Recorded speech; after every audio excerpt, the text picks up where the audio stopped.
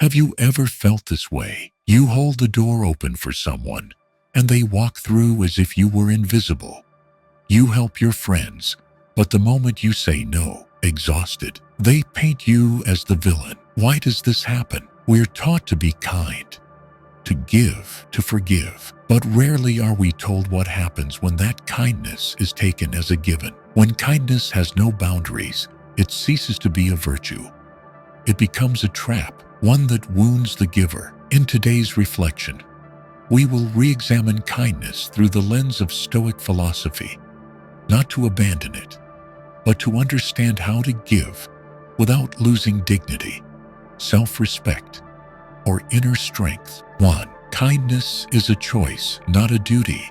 In today's complex world, entangled with overlapping relationships, kindness is often hailed as one of the noblest virtues. Yet when it becomes an unconscious reflex, something we offer without thought, without reflection, without limits, it slowly loses its essence and turns into a psychological burden. Stoicism does not reject kindness, but it demands one vital condition. Kindness must arise from conscious intention, not emotional obligation or fear of rejection. Stoicism teaches that every action must be governed by reason. This means that before we help someone, we must pause and ask ourselves, am I doing this because I choose to, or because I feel I must? That simple question has the power to determine how we ultimately feel. If it stems from choice, we act with ease, steadiness, and no expectations. But if it's born from invisible obligation, from the guilt of saying no, the act will leave behind bitterness and resentment. A common example arises in families or workplaces. When someone asks for your help, if you agree immediately without thinking, simply because you can't say no, your kindness ceases to be a gift. It becomes an imposed duty, and it is you who allowed it to happen. Stoicism emphasizes that no one but ourselves holds the final decision. If we say yes while our mind is screaming no, the problem lies not with the other person, but with our failure to govern ourselves. Kindness, without intention, often distorts one's sense of value.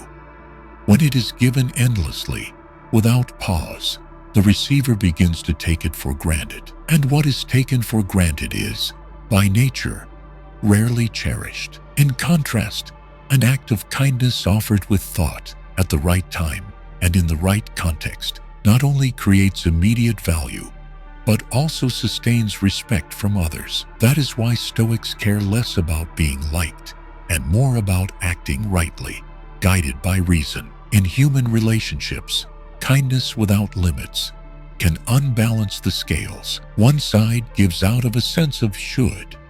The other receives without feeling the cost. Stoicism seeks no control over others. It turns inward to cultivate wisdom in action. Thus, for kindness to remain a virtue, it must first be anchored in responsibility to the self before extending to others. Kindness is when you help someone without feeling coerced. You can say no and still be at peace with your decision. This is the heart of the matter. Stoics do not reject kindness. They reject enslavement to it. They do not say yes to be loved, nor no to seem cold. They act from reasoned discernment. This is kindness with boundaries, but with depth. In Eastern cultures and many others, we often grow up believing that refusing help is selfish. But a Stoic would ask, selfish to whom? If you give away all your time and energy until you are drained, unfocused, and lost, then that kindness has turned on you. It's no longer a virtue. It's personal disorientation. And when you no longer govern your time, emotions, or values, you've lost the ability to give authentically. Furthermore, when kindness becomes a reflex, unexamined, we make ourselves easy to manipulate. Keen observers will know you're always ready to help, that you're afraid to say no, and from there, they may exploit you, not out of malice, but because they've grown used to your constant presence. Stoicism shields us from this trap by cultivating mindfulness in each act. Help others, but never forget to help yourself first. Choosing kindness rather than reacting with it is also a way to preserve dignity. When you help because you choose to, you need no recognition, no thanks, no repayment. The act itself reveals your inner strength. But if kindness is the price you pay for approval or affection, you've handed your worth to someone else. And that runs counter to Stoicism's core, to hold inner control in all things. Another key point is the difference between true kindness and people-pleasing. They may look alike, but they are opposites in nature. True kindness is born of compassion, voluntary and clear-minded. People-pleasing springs from fear of rejection, disapproval, or judgment. Kindness elevates dignity. Pleasing others quietly erodes it. A Stoic understands this and acts from inner principle, not outer pressure. That's why setting clear boundaries is essential for kindness to hold its true value. Boundaries aren't walls to divide. They are markers to show where reasonable limits lie. They protect your ability to give without being harmed, to offer without being emptied. In Stoicism, boundaries express self-respect, and only when you respect yourself can others learn to respect you. Once you learn to choose kindness instead of being compelled into it, you'll notice a shift in how you feel and how others treat you. You'll no longer resent the help you give. You'll no longer be haunted by the question, have I done enough? You'll know what's enough. You'll know when to stop. And from that clarity, you build trust, not just with others, but with yourself. In short, Stoicism does not reject kindness. On the contrary, it honors kindness as one of the highest expressions of virtue, but only when it arises from free will, from reasoned reflection, and from inner autonomy. Kindness is not a burden, it is a gift, but only when you choose to wrap it and offer it to the right hands. 2. Kindness doesn't protect you from harm unless guided by wisdom. Kindness has long been seen as the mark of a noble soul. Across cultures, those who live kindly and help others are praised and held as moral exemplars. Yet in real life, kindness does not always yield positive outcomes for the one who gives. Many kind people find themselves exploited, misunderstood, or dismissed. They feel wounded when good intentions are met with ingratitude or indifference. According to Stoic philosophy, the problem isn't kindness itself. It's kindness practiced without the guidance of wisdom. Stoicism never teaches us to stop being kind. On the contrary, philosophers like Seneca, Epictetus, and Marcus Aurelius all uphold compassion as essential to moral character. However, Stoic thought insists that no virtue stands alone. It must be joined by reason and self-mastery. If kindness is a blind reflex driven by fleeting emotion, weakness, or a need for approval, it is no longer a virtue. It becomes self-inflicted harm. Hurt arises when kindness is offered without freedom of choice, without clear limits, or without a true understanding of the recipient. Often, the giver expects gratitude, reciprocity, or at least some sign of appreciation. When that doesn't come, disillusionment follows. From the Stoic view, this reflects a failure of perception. Stoicism teaches that we cannot control how others respond, only our own actions and attitudes. Therefore, when kindness lacks wisdom, lacking awareness of our limits and of others' unpredictability, disappointment is inevitable. Consider the coworker who always steps in to help,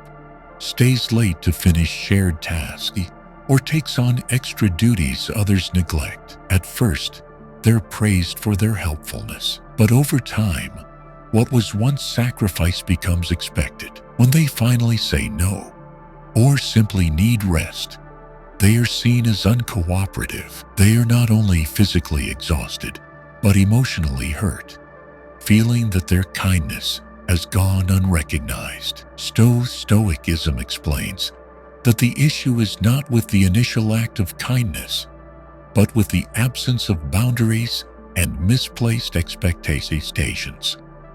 When kindness is divorced from wisdom, it is often mistaken for weakness. Others, knowingly or not, confuse patience, gentleness, and support with pliability or lack of resolve. This not only harms the kind person, but erodes respect within the relationship. Stoicism teaches that respect does not come from giving more, but from knowing when to give and when to stop. A kind act, done at the right time, to the right person, in the right way. That is wisdom in action, not mere accumulation of good deeds. Another problem arises when kindness is misdirected.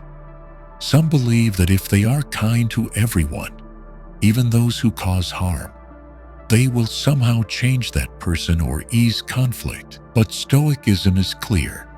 We cannot control the nature or behavior of others. If kindness is given with the aim of changing someone, we've placed our hope in something beyond our control. And when that fails, hurt is inevitable. Kindness without wisdom is often fueled by fear of conflict. Many choose to be kind or avoid saying no because they fear discomfort, negative reactions, or being seen as unkind. But Stoicism holds that avoiding conflict at all costs is to trade self-sovereignty for a false peace. Wisdom in kindness means recognizing our limits and knowing when an act of goodness contradicts our core values. Self-respect is also central to Stoicism's view of kindness. A kind person without self-respect, without firm boundaries, without the ability to say no when needed, is easily wounded by their own goodwill. In contrast,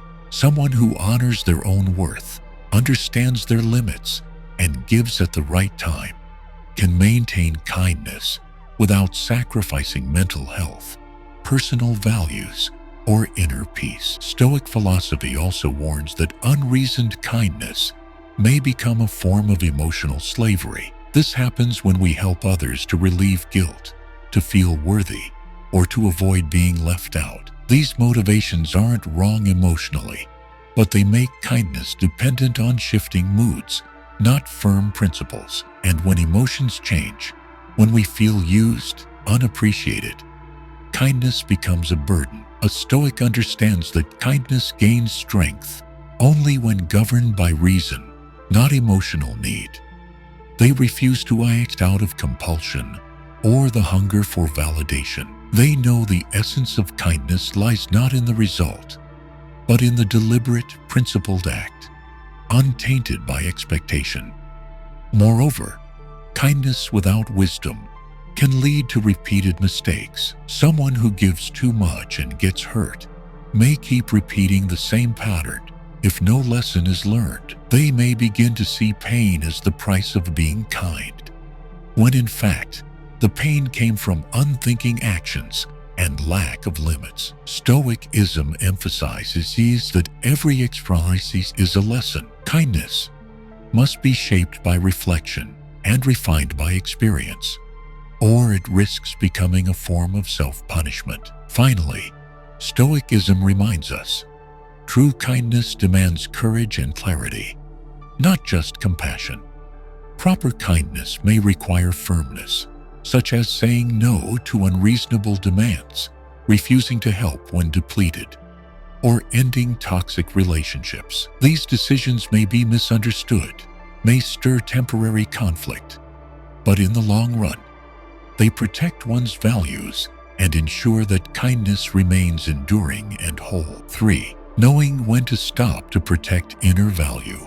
Stoicism values above all else one thing: self-mastery. Every action, word, and emotion, if not governed by reason, can lead to distortion and harm. In the context of kindness, this becomes even more urgent, for kindness is not merely the act of giving, but the conscious process of deciding to give, and in that process knowing when to stop, is the key to preserving inner value, maintaining autonomy, and avoiding erosion under the weight of others' expectations. In countless situations, people continue giving, bearing, yielding, not because they still have strength, but because they don't know how to stop. They fear that saying no will ruin relationships, that stepping back will make them seem selfish, that ceasing to help betrays the image of a good person they have worked hard to uphold. Stoicism calls this the illusion of obligation,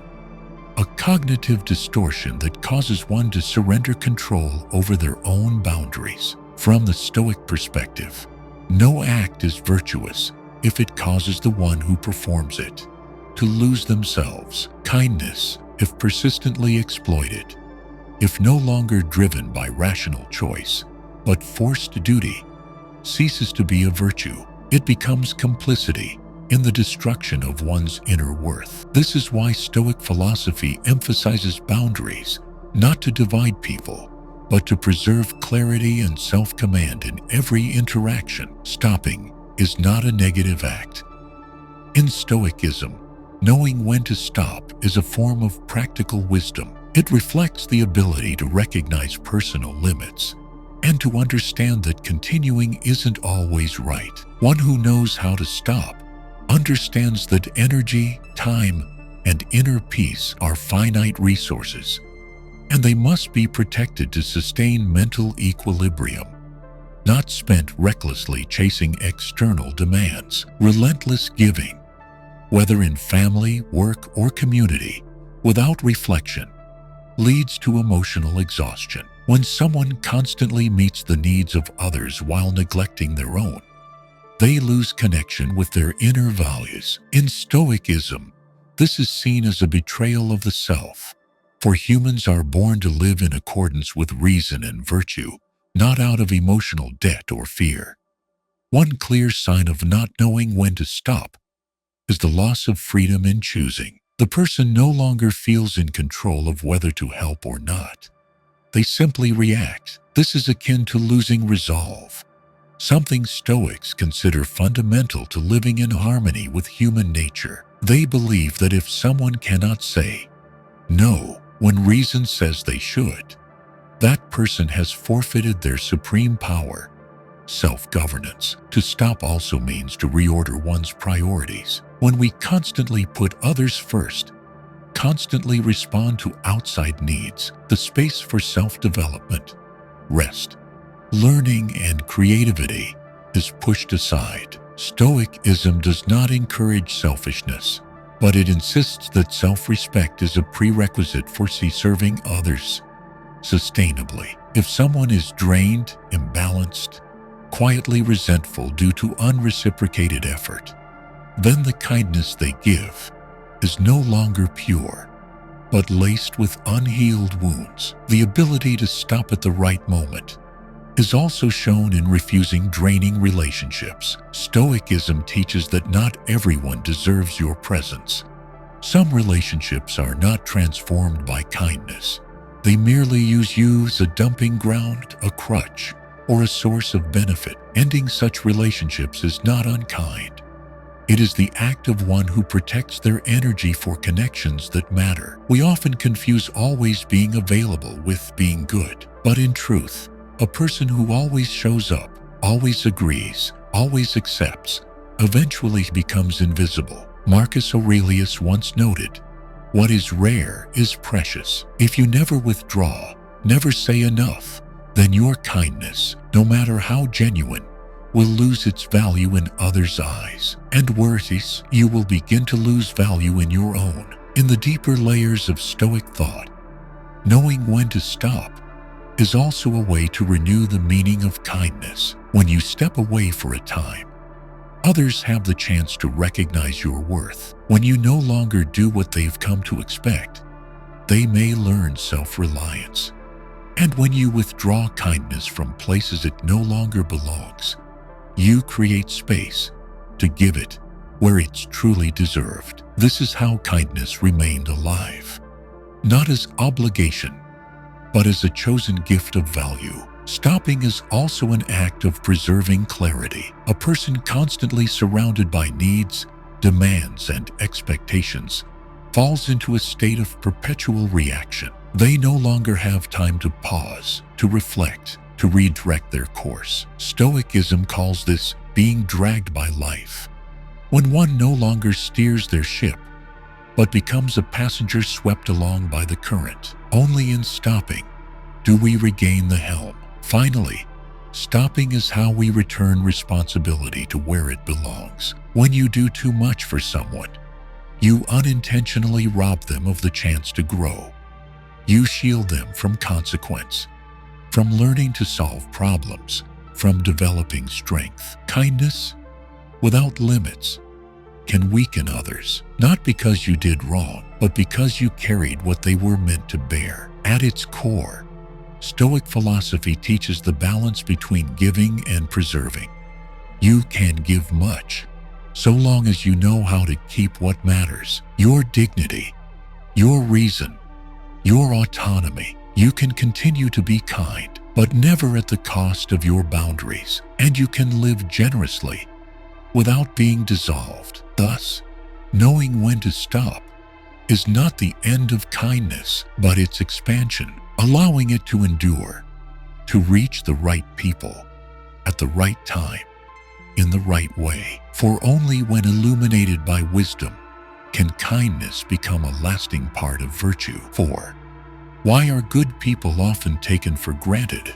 Kindness has long been regarded as one of the highest moral virtues across cultures. Acts like helping others, sharing resources, forgiving mistakes, or placing others' needs above one's own are often praised as the marks of moral maturity and upright character.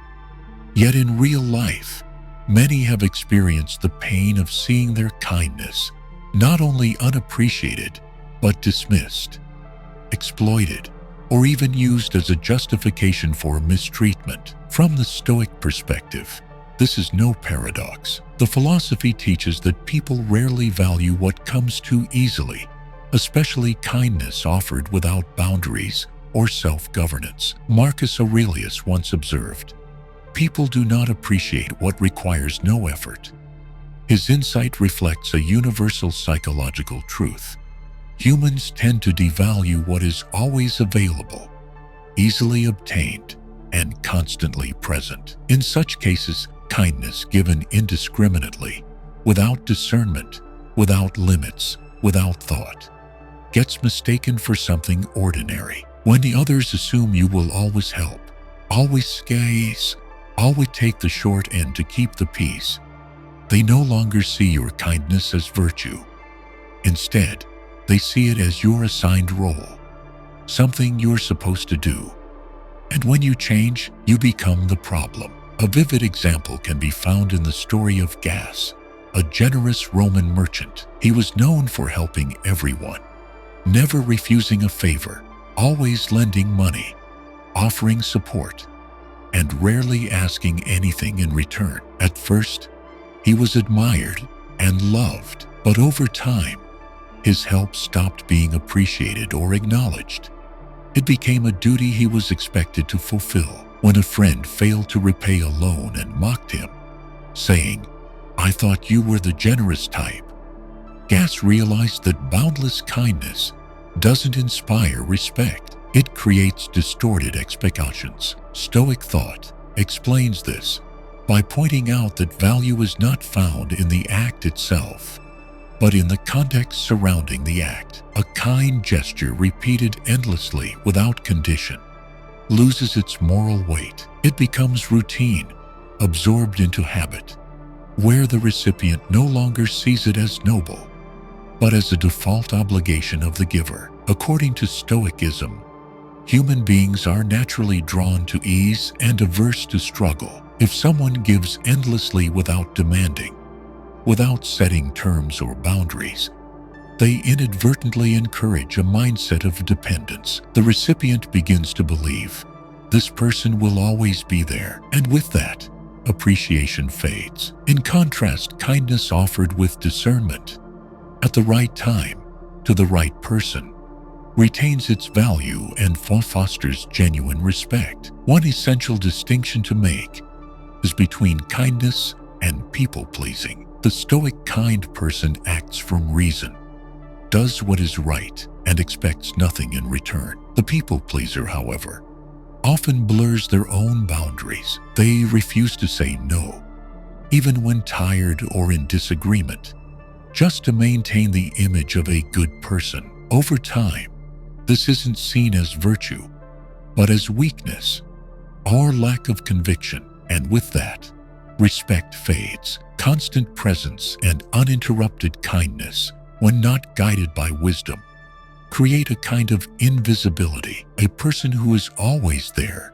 is no longer appreciated, not because they've done wrong, but because their presence no longer holds distinct value. Stoicism teaches that people respect what is rare, difficult to access, or requires effort to attain. This doesn't suggest one should become distant, but it underscores that value is preserved through boundaries and appropriate distance. Unending kindness also breeds dependency, not only in the recipient, but in the giver. Those who constantly give often form their identity around the role of the kind one. They fear disappointing others, fear being unloved if they say no, and gradually lose their sense of control. When they can no longer sustain constant kindness, whether due to fatigue, conflict, or personal needs, they feel guilt, anxiety, and even a loss of self. This leads to deep emotional harm, something Stoicism seeks to prevent by grounding behavior in reason, not emotion. In social relationships, those who fail to establish boundaries quickly become the one who must help. When they decline, even with valid reason, they are labeled as changed, irresponsible, or selfish. Yet from a Stoic view, the issue isn't how others react. It's that kindness without self-command is no longer virtue. A healthy relationship, whether personal or social, must be built on mutual respect for boundaries. If one party gives endlessly, without pause, feedback, or rightful claims for their own needs, the relationship becomes one-sided. Over time, that imbalance not only erodes goodwill, but also diminishes the giver's self-respect. Stoic philosophy offers a clear warning. A kind person lacking wisdom will be taken for granted, not because they lack value, but because they refuse to affirm their value through principled boundaries. The more easily others access your kindness, without cost in time, effort, or thought, the harder it is for them to see you as a person of depth and principle. In the end, Stoicism teaches that good people are not disrespected for doing good, but for not knowing when to do good and when to stop. They are not undervalued because of their kind acts, but because the absence of boundaries strips those acts of moral weight. A kind act is meaningful only when it is given at the right time, to the right person, by someone who knows themselves. Only then is kindness seen as true virtue, a virtue respected, not dismissed. 5. When always being there makes you invisible. In human relationships, presence is often seen as a sign of care, support, and affection. A person who is always available, who shows up when needed, is considered thoughtful and dependable. Yet over time, constant presence without clear boundaries can lead to the opposite effect. The one who is always there gradually becomes invisible in the eyes of others. This common paradox is explained by Stoicism through the connection between scarcity and perceived value. Human nature tends to assess the worth of people or things based on their availability and frequency. What is rare and hard to access is often seen as important. Conversely, what is constantly present and easily obtained tends to be taken for granted, and thus its value diminishes. Seneca once warned, "A man who is everywhere is no one, highlighting how over-presence can blur one's identity and worth. In practice, this shows clearly in those who always say yes, never decline and constantly strive to please everyone. At first, they are appreciated, but over time, others grow accustomed to the idea that they will always be there. Gratitude fades, replaced by expectation. And when that person one day says no or isn't available, they are seen as having changed, as irresponsible, or even selfish. Stoicism argues that the fault lies not with others, but in the natural consequence of failing to set limits on one's own presence. The value of presence lies not in its frequency, but in its appropriateness and intentionality. When someone always shows up without clear reason, without deliberation, simply because they feel they have to, their presence is no longer a gift. It becomes repetitive, predictable, and devoid of personal meaning. Stoicism teaches that an action holds value only when placed within the context of rational choice, not when it becomes a reflex. Being constantly available is no longer a sign of goodness, but a habit untempered by thought. Invisibility occurs when one loses independence in their own presence. If every request is met with a yes, if they always show up no matter what, their actions lose distinction. It's like a song played endlessly.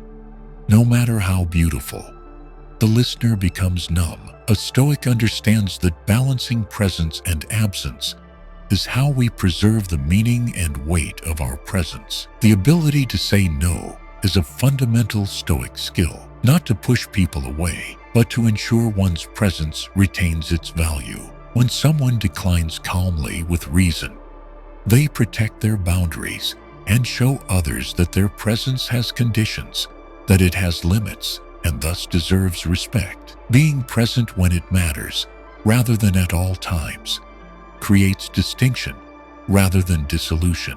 Another aspect of always being there is constant emotional availability. Such individuals are easily drawn into others' emotional turbulence, always listening, always understanding, always supporting, even when they themselves are exhausted. Stoicism encourages maintaining a healthy psychological distance, to empathize without dissolving, to be present without losing oneself. For when a person is always swept up by others' emotions, they lose the inner stability that Stoicism sees as essential to a meaningful life. Those who are always present also risk being seen as lacking personal principles. When no one sees you say no, when no one sees you prioritize yourself or set boundaries, the image formed is of someone with no limits. As a result, others label you the helper, the always available one, the pushover. These labels are not born of malice, but of repeated, unregulated behavior. Stoicism warns that this erodes dignity, because dignity is preserved only when actions reflect self-control and reason. Stoic thought also teaches that someone who is always present rarely has time to return inward and cultivate themselves, something considered central in a philosophical life. When you are constantly responding to others, you have little time to learn, reflect, create, or rest. Constant availability to others comes at the cost of denying yourself, and over time, this leads to inner conflict. External presence is traded for internal absence, and when a person loses connection with themselves, their presence loses authenticity for others. The phenomenon of invisibility through constant presence is also tied to a principle of perceptual psychology. The human eye tends to tune out what appears continuously without change, just like a once distinct fragrance that fades into the background over time. A person, no matter how good, who is always there without distinction, without boundaries, falls into the blind spot of others' awareness. Stoicism does not advocate retreat, but intentional, impactful presence. The ability to not be there at the right time, in a constructive sense, is a way to help others develop independence. When you're not always available to fix things, others learn to solve problems themselves. When you don't always listen, they learn to listen to themselves. When you don't intervene, they get the chance to experience, learn, and grow. Stoicism teaches, not helping is also a form of helping, if that absence is aimed at cultivating others' autonomy. Intentional absence also sustains gratitude. When people can't have you at any moment, they value the times you do appear. When they must wait, put in effort, or cross a distance to receive your support, they are less likely to take it for granted. And in that, kindness retains its real value, unexploited, untrivialized. In summary, Stoicism does not deny the value of presence, but it warns that presence without boundaries, without wisdom and self-command, leads to invisibility. Those who are always available may lose others' respect, not for doing wrong, but because repetition dilutes their value. Only when presence is intentional, guided by reason, and defined by clear limits, can one preserve their dignity, self-respect, and inner strength in every relationship. I used to be the kind of person who tried to be there whenever someone needed something. If friends invited me somewhere, I said yes.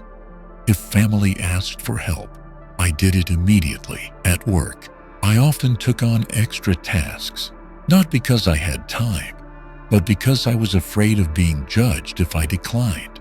I thought being kind meant doing all of this, but over time, I began to feel drained. I had no time for myself. I lost interest in the things I loved. And what hurt the most was the feeling of being taken for granted. It was then that I turned to Stoicism. And the first thing this philosophy taught me was this: setting boundaries doesn't make you selfish. It helps others recognize your value. I learned to say no, not out of anger, but because I understood my priorities. I helped when I could, not all the time. I no longer felt guilty for saying no, because I knew that if I was exhausted, my kindness would lose its original purity. The day I started setting boundaries was the day others began to respect me more. They no longer saw me as the default choice. And most importantly, I found balance again. Kindness, when guided by wisdom, not only helps others, but protects us as well. If today's reflections resonated with something inside you, don't forget to like, subscribe to the channel, and turn on notifications so you won't miss the next episodes. Each follow is one more step we take together on the path of inner growth and resilient will. And always remember, true kindness isn't about how much you give, but whether you're still holding on to yourself. See you in the next video.